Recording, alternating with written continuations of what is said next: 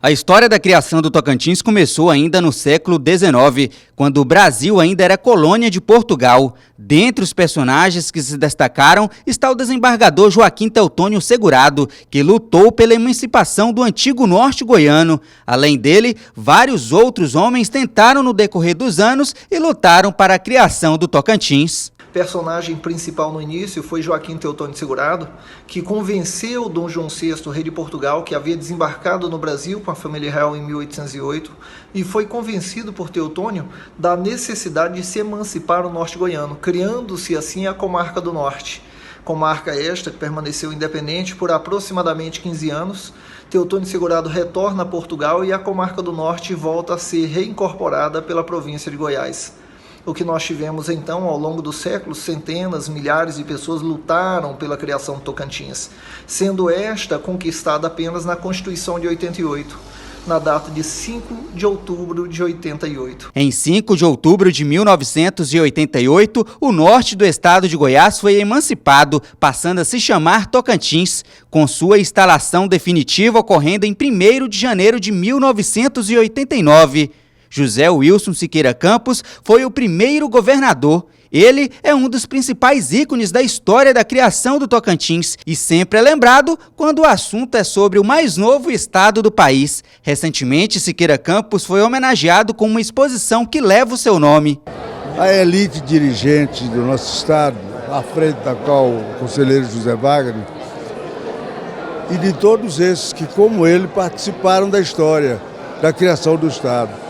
Então eles estão homenageando a mim, mas essa homenagem se estende a todos que lutaram, vereadores, os nossos prefeitos, o homem comum que luta e trabalha e sofre nas condições que nós tínhamos, sofria muito, de maneira que essa é uma homenagem a todos que participaram dessa luta, não é somente a mim. Outro que também está na história é o ex-juiz de direito Darcy Coelho. Ele foi o primeiro vice-governador do estado e lembra como foi o processo de implantação do Tocantins. Fui presidente do Comitê Pró-Criação do Estado do Tocantins. O regimento da Constituinte, votado em janeiro de 87, previa a participação popular na elaboração do texto constitucional. A emenda popular necessitava de 30 mil assinaturas. Nós conseguimos cerca de 80 mil num pequeno espaço de tempo. E no dia 6 de agosto de 87, eu fiz a entrega dessa emenda popular ao presidente da Assembleia Constituinte, ao deputado Ulisses Guimarães. Um dos pontos positivos da campanha da criação do Estado foi exatamente o apoio do sul do Estado, o apoio dos poderes constituídos do Estado, do governador Henrique Santilo, da Assembleia Legislativa de Goiás, das universidades, onde eu fiz debate e muitos companheiros do comitê também fizeram. Na época, o movimento estudantil tinha sua força e foi atuante na luta por um novo estado, como lembra Jonas Barros, que fez parte da liderança dos estudantes. Todos os movimentos populares que surgiu nesse país, que teve sucesso, ele começou e teve a força da juventude. Os movimentos que alcançaram sucesso, assim como a democracia e a criação do Estado do Tocantins, chegou na legalização da democracia, que foi com a Assembleia Nacional Constituinte, ou seja, com a nova Constituição Federal. Em 1986, a eleição já veio com a proposta da Assembleia Nacional Constituinte e elege os deputados estaduais, João Cruz, Brito, Agaúz, Totó, João Ribeiro, e fica com o primeiro suplente, Edmundo Galdino. E reelege os deputados federal Siqueira Campos e Zé Freire. Os dois federal ficam incumbidos de colocar a emenda na Constituição em prol da criação do Estado do Tocantins. E, em seguida, é criado o Comitê Pró-Criação do Estado do Tocantins, que é presidido pelo juiz federal Darcy Coelho. E aí a Assembleia ficou responsável de fazer o trabalho para convencer o governador de Goiás, o Henrique Santilo, a dar o sim na Assembleia Nacional Constituinte para a criação do Estado do Tocantins.